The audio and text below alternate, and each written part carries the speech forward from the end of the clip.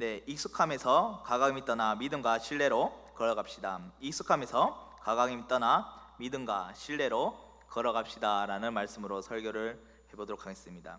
제가 가장 부담스러워하는 설교가 수요 예배 설교입니다. 네, 그래도 믿음과 신뢰로 한번 시작해 보도록 하겠습니다. 우리 옆 사람을 보면서 이렇게 인사해 보았으면 좋겠습니다. 당신이 축복의 통로가 되길 원합니다. 한 번 더 인사할 때는 이렇게 인사하길 원하는데요. 믿음과 신뢰로 걸어갑시다. 네, 벌써 우리 한 해 반이 벌써 지나가고 있는 것 같습니다. 이럴 때 우리가 기본을 재점검해야 할 필요가 있다고 생각합니다. 오늘은 축복에 관한 이야기를 한번 해보려고 합니다. 여러분, 축복이 무엇이라고 생각하십니까? 다른 말로는 형통이라는 문제로 답해집니다. 쉽게 생각하면 굽은 길이 곧게 펴진다. 굽은 길이라고 할지라도 곧게 펴진 길을 가는 마음으로 간다라는 것입니다. 제가 썰렁한 유머를 하나 준비를 해봤는데 혹시 말을 해봐도 되겠습니까? 네, 어떤 어린 동생이 형한테 이런 말을 했다고 합니다. 형, 만사형통이 뭐야? 라고 질문을 했다고 합니다. 그래서 형이 이렇게 대답을 했답니다. 대답을 어떻게 했을까요? 모든 일은 형을 통해서 이루어진다 라고 대답을 했다고 합니다. 이게 썰렁한 이야기이긴 한데 곰곰이 생각해 보니까 일리가 있는 이야기인 것 같기도 합니다. 이게 무슨 말이냐면 축복은 한 사람을 통해서 이루어질 수도 있다라는 것입니다. 우리가 이런 찬양도 많이 부르지 않습니까? 이 땅의 부흥과 회복은 바로 나로부터 시작되리. 우리가 축복의 통로를 누구라고부터 배웠습니까? 바로 아브라함부터 시작된다고 배우지 않았습니까? 우리의 믿음의 조상인 아브라함을 통해서 우리가 축복의 길이 열렸다는 것입니다. 그럼 우리도 복의 근원들 아니겠습니까? 우리를 통해서 한 사람을 통해서 하나님의 축복이 세상 가운데 흐르게 된다라는 것입니다. 오늘 3절 하반절을 한번 보시기 바랍니다. 땅의 모든 족속이 너로 말미암아 복을 얻을 것이라. 이게 무슨 말입니까? 아브라함 이 한 사람을 통해서 복을 얻을 것이다.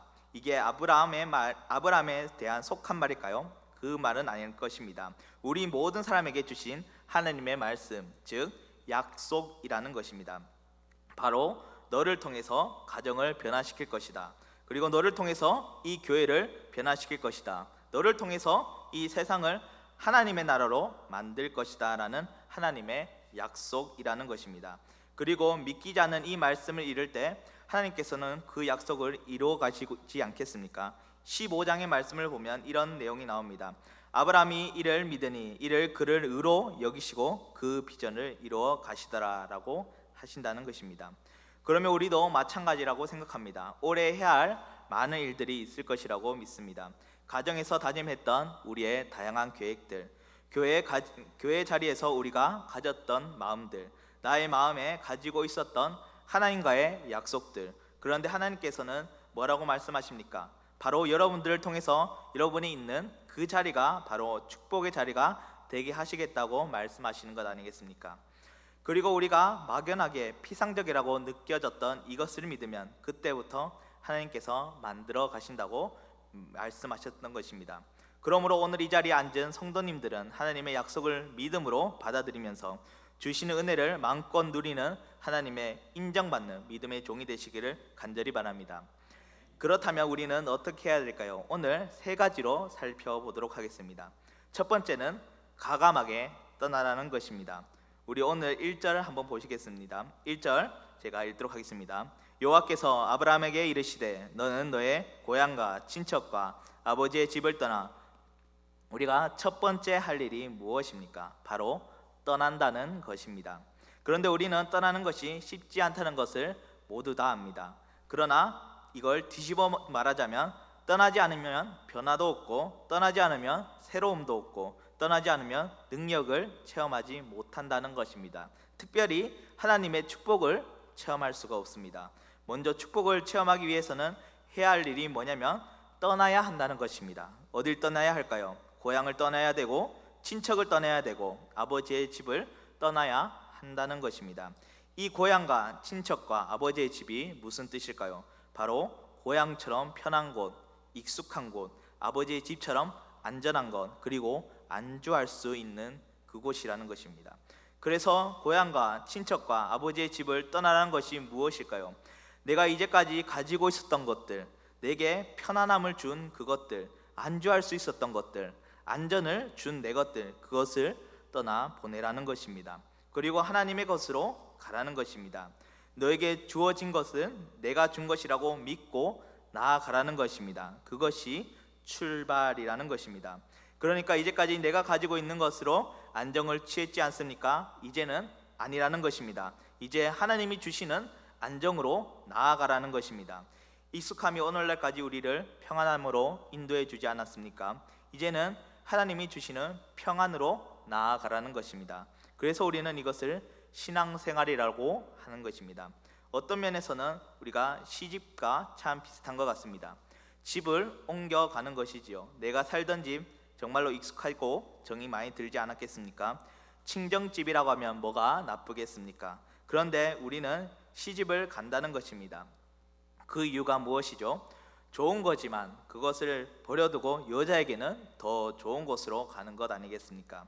내가 사랑하는 남자가 있는 곳, 그런 것이 결혼의 개념 아니겠습니까? 더 좋은 것, 그리고 하나님이 우리에게도 말씀하시는 것 같지 않습니까? 네가 생각할 때는 지금이 조금 더 편할지 모르겠지만 너보다 너를 더 잘 아는 하나님께서 이 어색함을 통해서, 그리고 이 불편함을 통해서 오히려 너를 더 좋은 곳으로 만들어 가시겠다는 것입니다. 그러기 위해서는 필요한 것이 뭡니까? 우리가 옛 것을 떠나 버려야 한다는 것입니다. 우리의 신앙생활을 한번 돌아와 보겠습니다. 우리의 신앙생활에서 옛 것을 잘 못 버리는 경우가 있습니다. 옛 생각들, 그리고 옛 상처들, 그리고 옛 추억들, 그런 것들이 우리에게 득이 되지 못하는 경우가 많이 보게 됩니다. 항상 그런 것들이 하나님이 보시기에 더 좋은 곳으로 나아갈 수 있는데 항상 장애가 될 때가 많이 있다는 것입니다. 오늘 말씀이 딱 그 말씀입니다. 오늘 말씀의 배경이 어디인지 아십니까? 바로 바벨론입니다. 바벨론이 어떤 곳일까요? 바벨론이 이 당시에는 문명의 중심지였습니다. 거기에는 왜 좋은 게 없겠습니까? 그런데 하나님께서 갈대우르에서 나와서 가나안으로 나아가라는 것입니다. 이 무슨 말입니까? 이제 갈대아의 추억에서 살지 말라는 것입니다. 이제는 가나안의 시대를 열어주겠다는 것입니다. 우리가 생각하는 믿음이란 무엇입니까? 하나님께서 주신 가나안이 더 좋다는 것 아니겠습니까? 나는 그것을 가지고 살겠다는 이 고백 아니겠습니까? 우리 성서중앙교회가 이 고백을 가지고 주님이 계획하시는 가나안의 시대를 열어가는 믿음의 종이 되시기를 간절히 바랍니다. 두 번째는 무엇일까요? 두 번째는 가라라는 것입니다. 어떻게 갈까요? 믿음으로 가야 한다는 것입니다. 제가 다시 오늘 말씀 1절을 읽도록 하겠습니다. 여호와께서 아브라함에게 이르시되 너는 너의 고향과 친척과 아버지의 집을 떠나. 혹시 제가 다 읽지 않았는데 후반절을 같이 읽어보면 좋겠습니다. 내가 내게 보여줄 땅으로 가라. 내가 내게 보여줄 땅으로 가라라는 것입니다. 그 땅이 어떤 땅일까요? 내가 내게 보여줄 땅이라는 것입니다. 여기서 근데 재밌는 게 있습니다. 우리가 보여준 땅이 아니지 않습니까? 보여줄 땅, 그러니까 이 보여준 땅은 어떻습니까? 보여준 땅은 과거에 이루었던 것들, 그리고 내 기억에 있는 것들, 내가 경험했는 그것들, 내가 이제 상상할 수 있는, 그리고 내가 묘사할 수 있고, 그것이 바로 보여준 땅입니다. 어쨌든 내가 봤던 땅. 그런데 하나님께서는 그런 것으로 우리를 이끄시는 게 아니라는 것입니다. 상상치도 못한 땅으로 가라는 것입니다. 히브리서 11장 8절에는 이 구절을 이렇게 해석을 하고 있습니다. 믿음으로 아브라함은 부르심을 받았을 때 순종하여 장래의 유업을 받을 땅에 나아갈새 갈 바를 알지 못하고 나아갔으며. 이게 무슨 말일까요? 모르고 그냥 나아갔다는 소리입니다. 아무것도 모르고 그냥 나아갔다는 소리입니다. 이런 모르는 땅을 어떻게 근거 없이 나아갈 수 있었을까요? 그 근거는 바로 신뢰라는 것입니다. 믿지 않고는 못 갑니다. 의탁하지 않고는 못 나갑니다. 당신이 가시는 곳이라면 인도하심이 있을 줄을 믿습니다. 당신이 허락하신 그 땅이라면 도우심이 있으실 줄 믿습니다라는 것이 바로 신뢰이자 그게 믿음이라는 것입니다. 우리 한번 볼까요? 우리가 행동하지 못하는 이유가 무엇일까요? 정보가 없어서요? 길을 몰라서요? 그것은 아닐 것입니다. 왜 실행에 옮기지 못할까요? 우리가 마음속에 움직이지 못하는 이유는 신뢰가 있다는 것을 점점 잊고 있기 때문입니다. 우리가 신뢰가 사라지는 것을 어떻게 알 수 있을까요? 우리는 신뢰가 사라지면 자꾸 이유를 물어보게 됩니다. 우리가 일할 때나 남녀지간 사이에서 가장 잘 알 수 있지 않겠습니까? 신뢰가 사라지면 밤낮 없이 상관없이 누구한테나 계속 매번 물어보게 됩니다. 너 어디 갔었어? 왜 갔었어? 이건 뭐야? 어디서 난 거야? 그런데 아브라함은 그렇지 않았다는 것입니다. 가나안 땅에 하나님이 설명하지도 않았습니다. 이유도 말씀하시지 않았습니다. 그런데 그 길을 갑니다. 왜 그럴까요? 주님이 그 길을 보여주실 것이기 때문입니다. 주님이 도우실 것이기 때문입니다. 선교도 마찬가지입니다. 모르고 갔습니다. 그런데 그 길을 가는데 하나님이 무엇을 보여줄지 알려주지 않으셨습니다. 그런데 주님의 계획하시는 길이 있을 거라고 믿고 가니까 상상하지도 못할 놀라운 심령의 변화들을 보여주고 있는 것입니다. 하나님께서는 여러분과 동행하실 것입니다. 예를 들어 이러실 수 있지 않겠습니까? 하나님께서 가나안 땅으로 보내실 때 가나안 땅으로 가라라고 명령만 하시고 그래 거기서 보자라고 하실 수 있지 않겠습니까? 그런데 하나님께서는 그렇게 하시지 않았다는 것입니다. 그 길을 같이 간다는 것입니다. 이것이 바로 창세기의 메시지라는 것입니다. 이것을 우리는 다른 말로 두 단어로 동행이라고 말씀하십니다. 어딜 가든지 걱정하지 마라. 내가 너와 함께한다. 가나안 땅을 가는데 함께 하신다는 것입니다. 우리도 마찬가지입니다. 오늘 말씀에서 신뢰의 근거가 되는 단어는 하나밖에 없습니다. 바로 내가라는 단어입니다. 내가 너로 큰 민족을 이루고 내가 내게 복을 주고 내가 내 이름을 창대케 하고 내가 너로 인해 복을 얻게 할 것이다. 우리가 움직일 수 있는 그 근거는 하나밖에 없습니다. 바로 그 근거는 하나님이라는 것입니다. 그리고 그분이 우리와 동행하실 것입니다. 그러므로 우리 성서중앙교회는 이 사실을 믿고 새로운 가나안 땅의 주인공이 되는 믿음의 종이 되시기를 간절히 바랍니다. 마지막 세 번째는 축복의 통로가 되라는 말씀입니다. 3절 말씀은 이렇습니다. 너를 축복하는 자에게는 내가 복을 내리고 너를 저주하는 자에게는 내가 저주하리니 땅의 모든 족속이 너로 말미암아 복을 얻을 것이라 하신지라. 이게 무슨 말입니까? 두려워하지 마라. 주님께서 너보다 너를 더 아끼신다라는 것입니다. 오히려 주를 의지하는 나로 말미암아 이 땅이 복을 받게 될 거라고 말씀하시는 것입니다. 여러분이 축복의 종점이 아니라 복의 시작이 되기를 원합니다. 나를 통해서 내 주위가 복을 받을 수 있도록 내 은혜가 흘러 넘치길 원합니다. 나에게 은혜가 채워지다 못해서 흘러 넘쳐서 다른 사람에게 은혜가 넘치길 원합니다. 그런 점에서 교회는 나만 받을 수 있는 기도에서 그치면 안 될 것입니다. 나만을 위해서 기도한다 그러면 우리가 1시간이나 기도를 할 수 있겠습니까? 기도를 1시간씩 그리고 몇 시간씩 한다는 그것은 무엇일까요? 바로 대부분은 감사기도고 중보기도를 한다는 것입니다. 남을 위해서 중보기도를 한다는 게 무엇일까요? 나를 통해서 은혜가 흘러 넘치니까 나는 당연히 채워지겠죠. 흘러 넘쳐야 되니까 하나님께서 나를 이렇게 채워 가신다는 것입니다.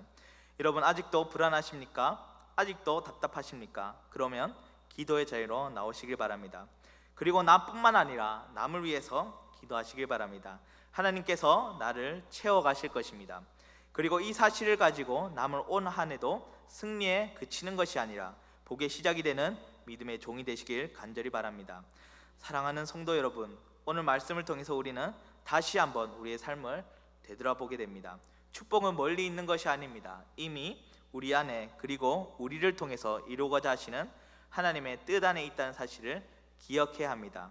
지금이 바로 그 결단의 시간입니다. 첫 번째는 떠나야 한다는 것입니다.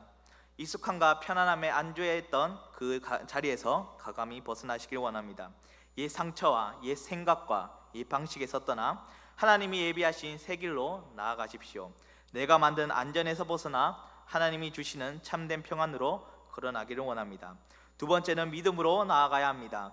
보여주신 것이 아니라 보여주실 그 땅을 향해 알지는 못하지만 주님을 신뢰하면서 발걸음을 내디뎌야 할 것입니다. 신뢰가 있어야 순종이 있고 순종이 있어야 변화가 됩니다. 우리의 근거는 내가 아니라 하나님께서라는 사실을 깊이 붙들며 살아가기를 소망합니다. 세 번째는 복의 통로가 되어야 할 것입니다. 하나님은 우리를 축복의 종점이 아니라 축복의 시작점으로 부르셨습니다. 나만을 위한 신앙이 아니라 나를 통해 가정이 그리고 교회가 세상이 복을 얻게 하시는 하나님의 뜻에 동참하는 삶을 살아야 할 것입니다. 그러기 위해서는 내 영혼이 은혜로 충만해야 하고 그 은혜가 흘러넘치는 삶을 살아야 할 것입니다. 기도의 자리에 나아가기를 원합니다. 중보의 자리를 놓지 않기를 소망합니다. 이제 남은 한 해가 우리 앞에 있습니다. 더디더라도 주님의 인도하심을 신뢰하며 떠나시길 바랍니다. 불안하더라도 말씀을 붙들고 믿음으로 나아가기를 바랍니다. 작더라도 축복의 씨앗을 심는 한 사람으로 기억되길 소망합니다. 주님은 분명히 말씀하셨습니다. 내가 너로 복을 얻게 하겠다.